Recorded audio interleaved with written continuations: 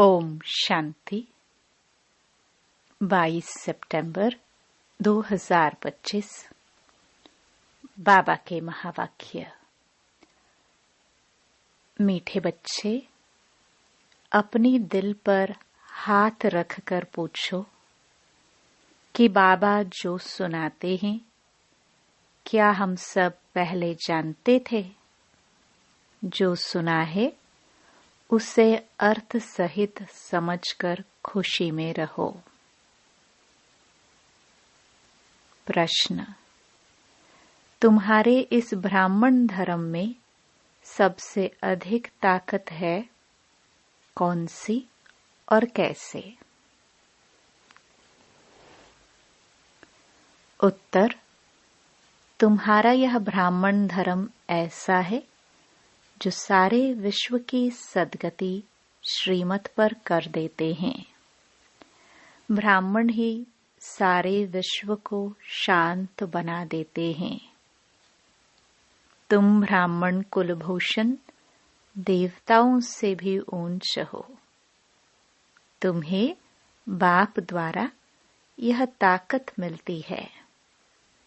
तुम ब्राह्मण बाप के मददगार बनते हो। तुम्हें ही सबसे बड़ी प्राइज मिलती है। तुम ब्रह्मांड के भी मालिक और विश्व के भी मालिक बनते हो। ओम शांति। मीठे मीठे रूहानी सिखिलदे बच्चों प्रति रूहानी बाप बैठ समझाते हैं। रूहानी बच्चे जानते हैं, रूहानी बाप एक ही बार हर 5000 वर्ष के बाद आते हैं जरूर। कल्प नाम रख दिया है जो कहना पड़ता है। इस ड्रामा की अथवा सृष्टि की आयु 5000 वर्ष है। यह बातें एक ही बाप बैठ समझाते हैं। यह कभी भी कोई मनुष्य के मुख से नहीं सुन सकते हैं। तुम रूहानी बच्चे बैठे हो। तुम जानते हो बरोबर हम सभी आत्माओं का बाप वह एक है। बाप ही बच्चों को बैठ अपना परिचय देते हैं जो कोई भी मनुष्य मात्र नहीं जानते। कोई को पता नहीं गॉड व ईश्वर क्या वस्तु है, जबकि उनको गॉड फादर बाप कहते हैं तो बहुत प्यार होना चाहिए। बेहद का बाप है तो जरूर उनसे वर्षा भी मिलता होगा। अंग्रेजी में अक्षर अच्छा कहते हैं हेवनली गॉड फादर। हेवन कहा जाता है नई दुनिया को और हेल कहा जाता है पुरानी दुनिया को, परंतु स्वर्ग को कोई जानते नहीं। सन्यासी तो मानते ही नहीं। वह कभी ऐसे नहीं कहेंगे कि बाप स्वर्ग का रचयिता है। हेवनली गॉड फादर, यह अक्षर बहुत मीठा है और हेवन मशहूर भी है। तुम बच्चों की बुद्धि में हेवन और हेल का सारा चक्र सृष्टि के आदि मध्य अंत का बुद्धि में फिरता है। जो जो सर्विसेबल है सभी तो एक रस सर्विसेबल नहीं बनते। तुम अपनी राजधानी स्थापन कर रहे हो। फिर से तुम कहेंगे हम रूहानी बच्चे बाप की श्रेष्ठ ते श्रेष्ठ मत पर चल रहे हैं। ऊंच ते ऊंच बाप की ही श्रीमत है। श्रीमत भगवत गीता भी गाई हुई है। यह है पहले नंबर का शास्त्र। बाप का नाम सुनने से ही झट वर्षा याद आ जाता है। यह दुनिया में कोई भी नहीं जानते कि गॉड फादर से क्या मिलता है। अक्षर कहते हैं प्राचीन योग, परंतु समझते नहीं कि प्राचीन योग किसने सिखाया। वो तो श्री कृष्ण ही कहेंगे, क्योंकि गीता में श्री कृष्ण का नाम डाल दिया है। अभी तुम समझते हो बाप ने ही राजयोग सिखाया, जिससे सब मुक्ति जीवन मुक्ति को पाते हैं। यह भी समझते हो कि भारत में ही शिव बाबा आया था, उनकी जयंती भी मनाते हैं, परंतु गीता में नाम गुम होने से महिमा भी गुम हो गई है, जिससे सारी दुनिया को सुख शांति मिलती है। उस बाप को भूल गए हैं। इनको कहाँ ही जाता है एकज भूल का नाटक। बड़े ते बड़ी भूल यह है जो बाप को नहीं जानते। कभी कहते वह नाम रूप से न्यारा है, फिर कहते कच मच अवतार है, ठिक्कर भित्तर में है। भूल में भूल होती जाती है, सीढ़ी नीचे उतरते जाते हैं, कला कम होती जाती है, तमो प्रधान बनते जाते हैं। ड्रामा के प्लान अनुसार जो बाप स्वर्ग का रचयिता है, जिसने भारत को स्वर्ग का मालिक बनाया, उनको ठिक्कर भित्तर में कह देते हैं। अभी बाप समझाते हैं, तुम सीढ़ी कैसे उतरते आए हो, कुछ भी किसको पता नहीं है। ड्रामा क्या है पूछते रहते हैं। यह दुनिया कब से बनी है, नई सृष्टि कब थी, तो कह देंगे लाखों वर्ष आगे। समझते हैं पुरानी दुनिया में तो अभी बहुत वर्ष पड़े हैं।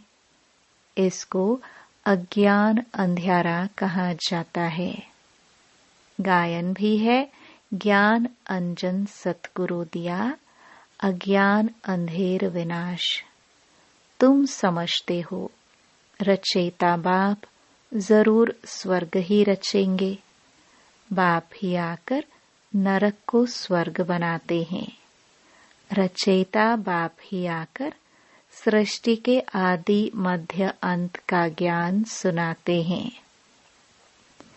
आते भी है अंत में, टाइम तो लगता है ना।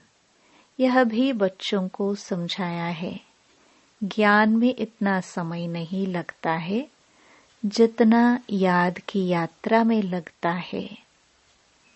84 जन्मों की कहानी तो जैसे एक कहानी है। आज से 5000 वर्ष पहले किन्हों का राज्य था, वह राज्य कहाँ गया? तुम बच्चों को अब सारी नॉलेज है। तुम हो कितने साधारण। अजामिल जैसे पापी अहिल्याए, कुब्जाए, भिलिनिया उनको कितना ऊंच बनाते हैं। बाप समझाते हैं, तुम क्या से क्या बन गए हो।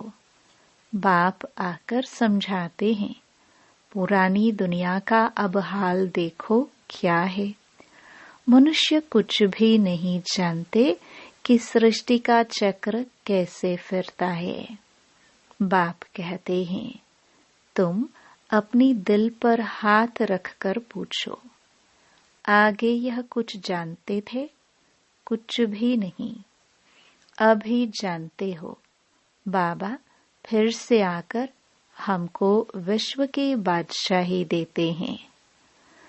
कोई की बुद्धि में नहीं आएगा कि विश्व की बादशाही क्या होती है। विश्व माना सारी दुनिया। तुम जानते हो, बाप हमको ऐसा राज्य देते हैं जो हमसे आधा कल्प तक कोई छीन नहीं सकते। तो बच्चों को कितनी खुशी होनी चाहिए। बाप से कितना बार राज्य लिया है। बाप सत्य है, सत्य शिक्षक भी है, सतगुरु भी है, कब सुना ही नहीं। अभी अर्थ सहित तुम समझते हो। तुम बच्चे हो, बाप को तो याद कर सकते हो। आजकल छोटेपन में ही गुरु करते हैं। गुरु का चित्र बनाए भी गले में डालते हैं, वह घर में रखते हैं। यहाँ तो वंडर है। बाप, शिक्षक, सतगुरु सब एक ही है। बाप कहते हैं, मैं साथ में ले चलूंगा। तुमसे पूछेंगे, क्या पढ़ते हो? बोलो, हम नई दुनिया में राजाई प्राप्त करने लिए राजयोग पढ़ते हैं। यह है ही राजयोग। जैसे बैरिस्टरी योग होता है, तो जरूर बुद्धि का योग बैरिस्टर तरफ जाएगा। टीचर को जरूर याद तो करेंगे ना। तुम कहेंगे, हम स्वर्ग की राजाई प्राप्त करने के लिए ही पढ़ते हैं। कौन पढ़ाते हैं? शिव बाबा, भगवान। उनका नाम तो एक ही है जो चला आया है। रथ का नाम तो है नहीं। मेरा नाम है ही शिव। बाप शिव और रथ ब्रह्मा कहेंगे। अभी तुम जानते हो यह कितना वंडरफुल है। शरीर तो एक ही है। इनको भाग्यशाली रथ क्यों कहते हैं? क्योंकि शिव बाबा की प्रवेशता है तो जरूर दो आत्माएं ठहरी। यह भी तुम जानते हो, और किसको तो यह ख्याल में भी नहीं आता। अब दिखाते हैं। भागीरथ ने गंगा लाई, क्या पानी लाया? अभी तुम प्रैक्टिकल देखते हो। क्या लाया है? किसने लाया है? किसने प्रवेश किया है? बाप ने किया ना। मनुष्य में पानी थोड़े प्रवेश करेगा। जटाओं से पानी थोड़े आएगा। इन बातों पर मनुष्य कभी ख्याल भी नहीं करते हैं। कहाँ ही जाता है रिलीजन इज माइट। रिलीजन में ताकत है। बताओ, सबसे जास्ती किस रिलीजन में ताकत है? ब्राह्मण रिलीजन में। हाँ, यह ठीक है। जो कुछ ताकत है ब्राह्मण धर्म में ही है, और कोई रिलीजन में कोई ताकत नहीं। तुम अभी ब्राह्मण हो।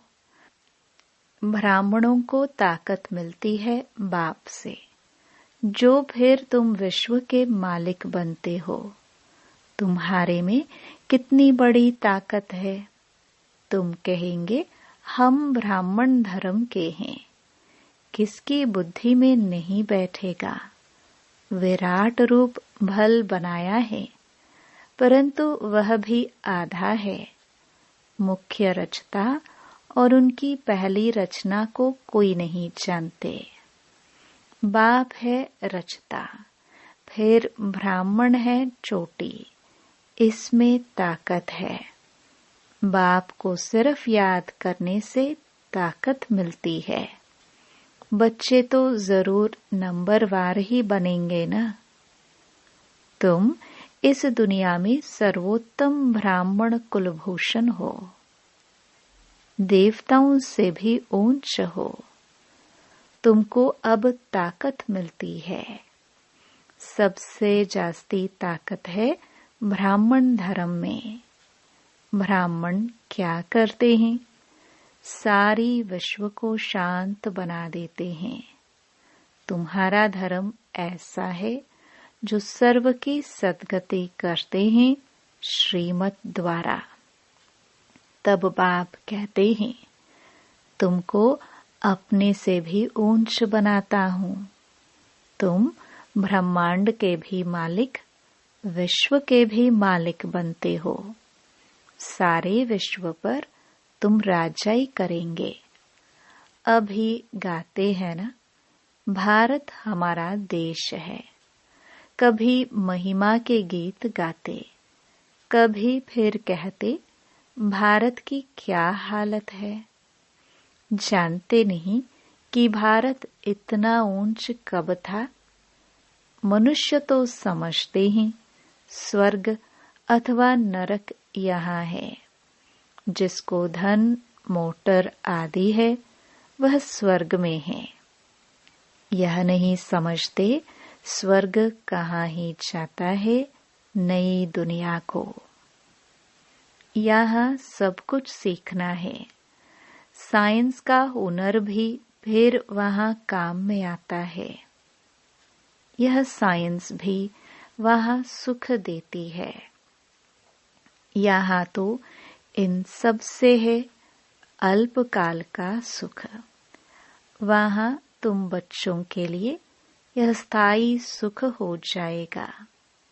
यहाँ सब सीखना है जो फिर संस्कार ले जाएंगे। कोई नई आत्माएं नहीं आएंगी जो सीखेंगी। यहाँ के बच्चे ही साइंस सीखकर वहाँ चलते हैं। बहुत होशियार हो जाएंगे। सब संस्कार ले जाएंगे। फिर वहाँ काम में आएंगे। अभी है अल्पकाल का सुख। फिर यह बॉम्ब्स आदि ही सबको खलास कर देंगे। मौत के बगैर शांति का राज्य कैसे हो। यहाँ तो अशांति का राज्य है। यह भी तुम्हारे में नंबरवार है जो समझते हैं।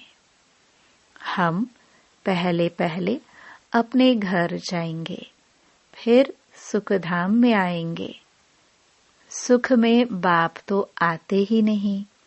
बाप कहते हैं मुझे भी वानप्रस्थ रथ चाहिए ना। भक्ति मार्ग में भी सबकी कामनाएं पूरी करता आया हूँ। संदेशियों को भी दिखाया है कैसे भक्त लोग तपस्या पूजा आदि करते हैं। देवियों को सजाए पूजा आदि कर फिर समुद्र में डुबो देते हैं। कितना खर्च होता है। पूछो यह कब से शुरू हुआ है तो कहेंगे परंपरा से चला आया है। कितना भटकते रहते हैं। यह भी सब ड्रामा है। बाप बार बार बच्चों को समझाते हैं हम तुमको बहुत मीठा बनाने आए हैं। यह देवताएं कितने मीठे हैं। अभी तो मनुष्य कितने कड़वे हैं। जिन्होंने बाप को बहुत मदद की थी उन्हों की पूजा करते रहते हैं। तुम्हारी पूजा भी होती है। पद भी तुम ऊंच प्राप्त करते हो। बाप खुद कहते हैं मैं तुमको अपने से भी ऊंच बनाता हूँ। ऊंच ते ऊंच भगवान की ही श्रीमत। गीता में भी श्रीमत मशहूर है। श्री कृष्ण तो इस समय बाप से वर्षा ले रहे हैं। श्री कृष्ण की आत्मा के रथ में बाप ने प्रवेश किया है।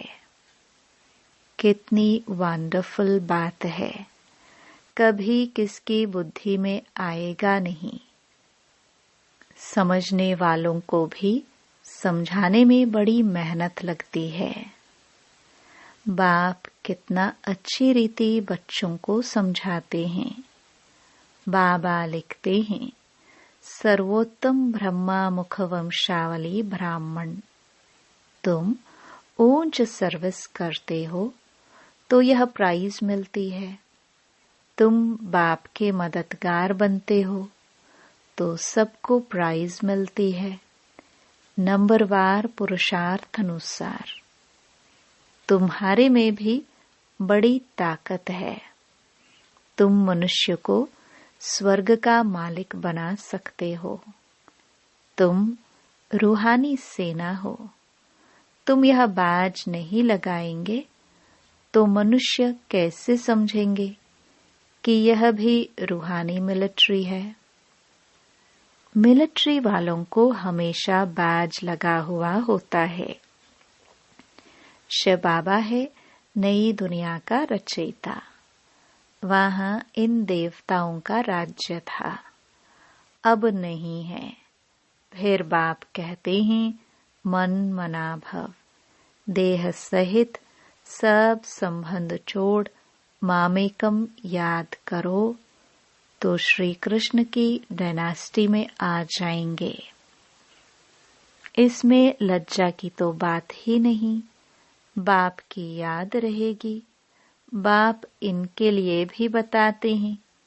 यह नारायण की पूजा करते थे। नारायण की मूर्ति साथ में रहती थी।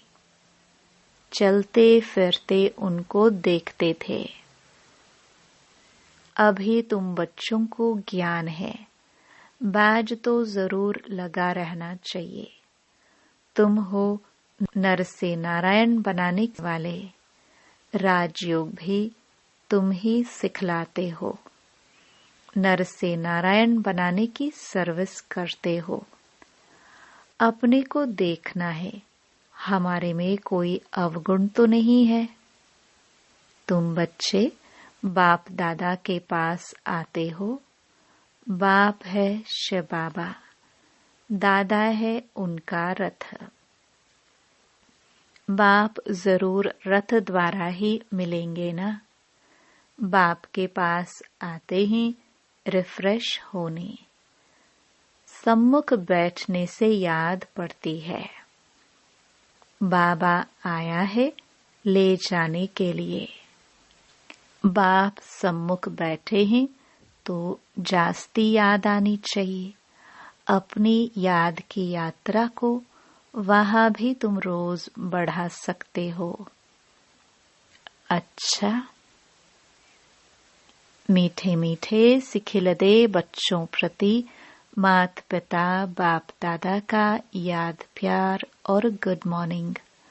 रूहानी बाप की रूहानी बच्चों को नमस्ते। धारणा के लिए मुख्य सार।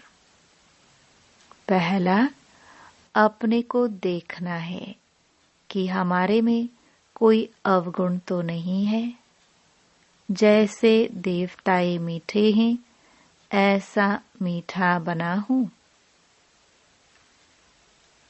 दूसरा, बाप की श्रेष्ठ ते श्रेष्ठ मत पर चल अपनी राजधानी स्थापन करनी है। सर्विसेबल बनने के लिए सृष्टि के आदि मध्य अंत का, हेवन और हेल का ज्ञान बुद्धि में फिराना है।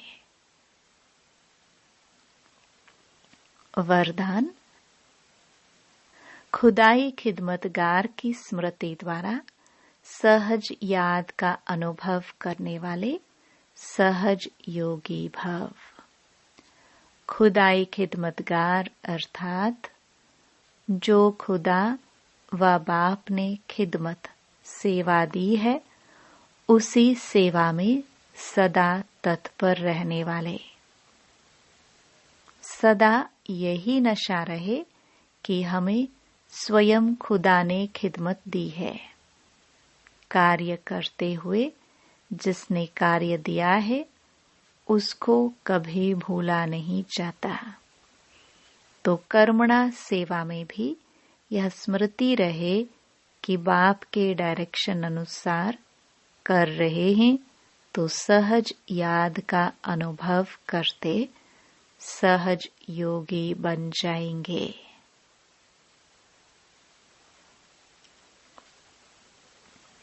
स्लोगन, सदा गॉडली स्टूडेंट लाइफ की स्मृति रहे तो माया समीप नहीं आ सकती। अव्यक्त इशारे। अब लगन की अग्नि को प्रज्वलित कर योग को ज्वाला रूप बनाओ।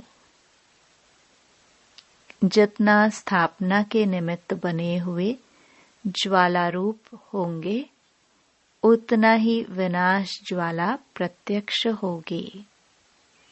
संगठन रूप में ज्वाला रूप की याद विश्व के विनाश का कार्य संपन्न करेगी। इसके लिए हर सेवा केंद्र पर विशेष योग के प्रोग्राम चलते रहे तो विनाश ज्वाला को पंखा लगेगा। योग अग्नि से विनाश की अग्नि जलेगी, ज्वाला से ज्वाला प्रज्वलित होगी। ओम शांति।